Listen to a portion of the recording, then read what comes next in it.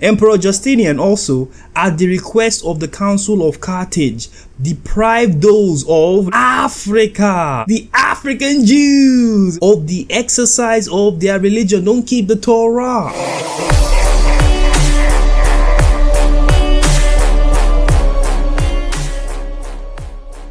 What is up, guys? Welcome back to the channel. Today in this video I want to reveal to you the true purpose behind Christianity and Islam. Finally time that the Negro understands that these religions, despite how they like to preach about salvation for all people, in reality has no intention or ability to provide salvation for the Negro. It's going to be a very difficult one for people who have been Christians for generations, right? Their grandparents, great-grandparents have been Christians. Same thing for those who have also been Muslim as well, guys. This video has the ability to offend a few of you, okay? But I hope despite being offended, you can still receive the message and, decide for yourself whether you agree or disagree, okay? So here is this book I'm going to show you guys on the screen. It's called Atlas Geographus, or A Complete System of Geography, Ancient and Modern for Africa, guys. There's a lot of information in this book.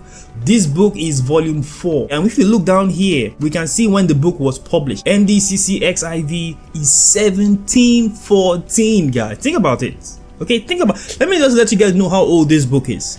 The United States of America was founded in July 4th, 1776. This book is at least 60 years prior to the formation of the United States. Okay, so it's a very old book. Okay, let's see what this book tells us about Africa. All right, so here we are on pages 39, guys. Okay, we're going to start from this section. There's a lot of information right here. Let me zoom right in because we need to see this. The Negro needs to understand how much he has lost, how much of his history is being hidden from him. Okay, so look at what this book says right here. So much for the whites. Okay, so in the previous page it was talking about Caucasians. Look at what it says right here now. We shall treat of the blacks when we come to Guinea, Negro land, and the Cape of Good Hope. Okay, so Guinea, if you guys haven't seen these pre-colonial maps of Africa, I'm going to show you guys one on the screen, and you can see this region right here where it says Guinea, Upper Guinea right here, and Lower Guinea in this section. Okay, and then it says Negro land next. Negro land is the Sudan. Okay, when I say Sudan, I'm not talking about the one that was founded in 1956 or 59 by the colonizer. Okay, that one at the south of Egypt. I'm not talking about that Sudan. That Sudan is a relatively new and honestly very small thing. The real Sudan is in West Africa, and I'll show it to you on this map. You can see where it says Sudan. Okay, in other maps you will see that same region called Negro land, land of the Negroes. Okay, very important to understand. Okay, and the Cape of Good Hope. So when you see Cape of Good Hope, this is talking about the region of Southern Africa, countries like South Africa, Namibia, many other countries in that region of the world. It's talking about these areas. Okay, so let me just read it again. We shall treat of the blacks when we come to Guinea, Negro land, and the Cape of Good Hope, where they inhabit. The blacks, the Negroes inhabit. Okay, Leo says there are other kingdoms on the southern frontier of this country which are inhabited by a rich, industrious, and just sort of people. Judaism. Judaism. Okay, now honestly, I don't like that word Judaism. I think that word has a deceptive origin. When I hear Judaism, to me, I hear Torah. But I believe some very cunning, wicked people has used that word Judaism to separate the Torah from the laws of God, which is what the Torah is, the laws of God, and instead add other things like the Talmud. Because today, people who are keeping the Talmud, they call it Judaism. That's why I don't like that word. Okay, so when I say Judaism, you should understand that I'm speaking of the Torah. Okay, that's what I'm saying. Talmud is not the law of God. It's an abomination. So Judaism, or the Torah, I'm going to use that. Torah was the religion of the ancient African. For a long time, the Negroes in Africa was keeping the Torah for a long time. But what happened? Okay, what happened all of a sudden? This is what happened. And succeeded by Christianity. Yes, okay, Christians came here and started forcefully, I have to let you guys know this, forcefully converting the synagogue of these Negroes into churches. And I'm going to show you guys that in another book very soon. But let's just keep reading this one for now. But Mohammedanism, Islam prevailed in the 200 year of the Hijra, when all the Jews, the Negro Jews, the Negroes right here, all the Negroes who were keeping the Torah, the Christians, the Negroes who were converted to Christianity, and the professors of other African religions that could be found were put to death. Yes, okay, Islam came and killed so many people, converted them into their own religion. That's what we're reading. Let's keep going. Yet, in the process of time, their intestine quarrels, okay, the issues within Africa caused many of the Negroes to neglect Muhammad's laws. Okay, they were rejecting it. They were waking up, realizing that, you know what, this Islam thing, it's not the true faith, guys. The true faith, by the way, is the Torah. Okay, but let's keep going. And they revolted from the Caliph of Baghdad, for which they were severely punished. Yeah, this is what happened. Okay, this is what happened. Okay, they were severely punished. The Arabs came back and killed many of them who were rejecting Islam. Severely punished by the Mohammedan caliphs, who caused, very important point here, who caused all their books to be burned. Now you have to ask yourself, what books is this talking about? These books, guys, are the heritage of the Negro as the Israelites. Okay, books on the Torah, books on our history, books that connected us to our heritage as the Israelites, all that stuff. These Arab invaders into our land, into Africa, burnt all those books. Very important line for us to keep in mind. Okay, burnt all our history, burnt everything. That's why today people think Africans have no history. Well, it's because these things were burnt, guys. Okay, now let's see what happened next. These Arab invaders burnt all of our books on the suspicion that the knowledge of the arts and sciences, the knowledge of our history, let's be honest, prompted them to condemn Muhammad's law, the laws of our God, the Torah, all those books.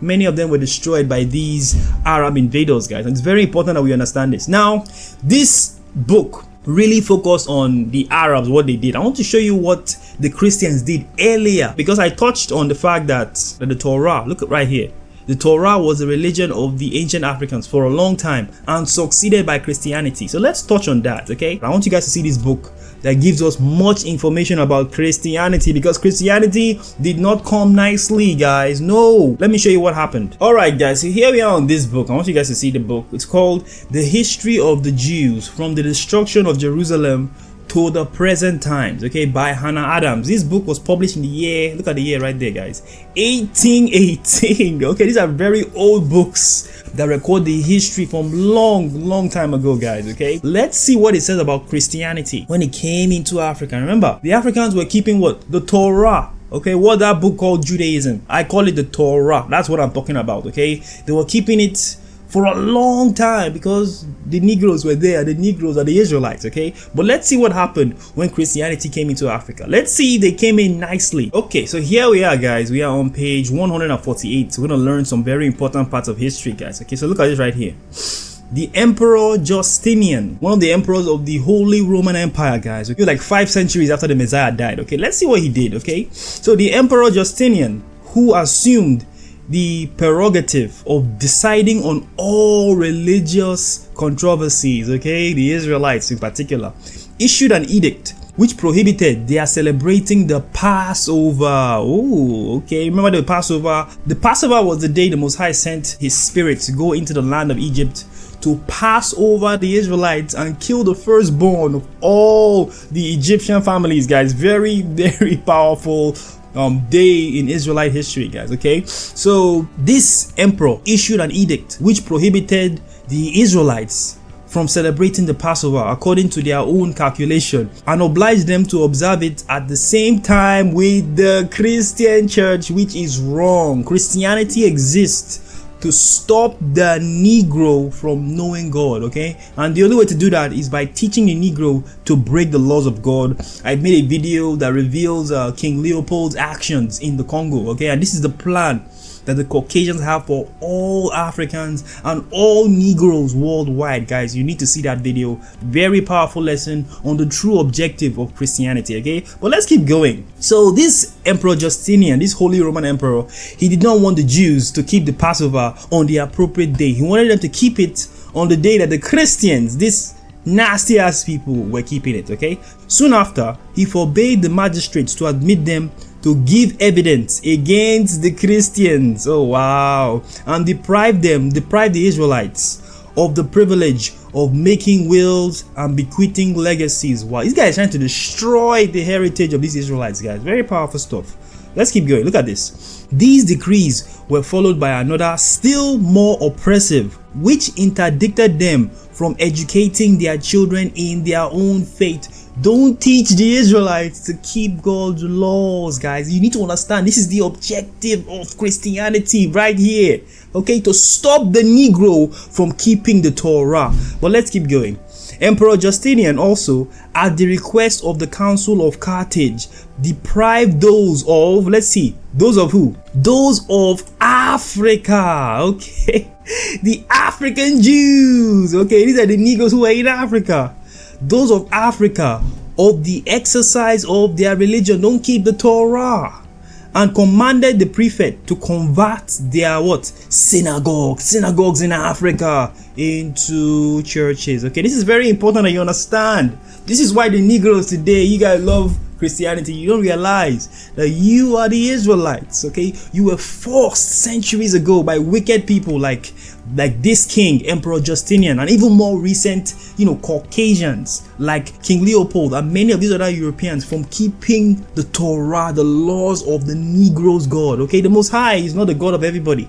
Is he the creator? Absolutely, he created all things. But he is not the God of everybody, guys. He is the God of the Negro. Okay, so very important you understand what this wicked Christian man did.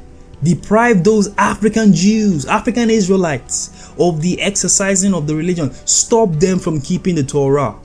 And he commanded the prefects to convert their synagogue, where they worshipped their God, into churches. Okay, and this is something that we have to realize, guys. Many of us, we are asleep with these Christian churches thinking that they are teaching us to keep God's laws. No, they will never do that. Your enemy will never teach you to keep the law of your God. Because if they do that, if they make that mistake and teach you to keep God's laws, your God will bless you and make you rise above your enemy. And he will put curses, those curses that are upon the Negro race today, he would put it upon our enemies. This is in the Bible. I'm going to show you guys right here on the screen where I got that from. Okay, this is the reason why your enemies do not want the Negro to keep God's laws. In that letter from King Leopold, he tells his Christian missionaries, don't teach these niggers, don't teach these Negroes to know God. Don't teach them to keep the Torah.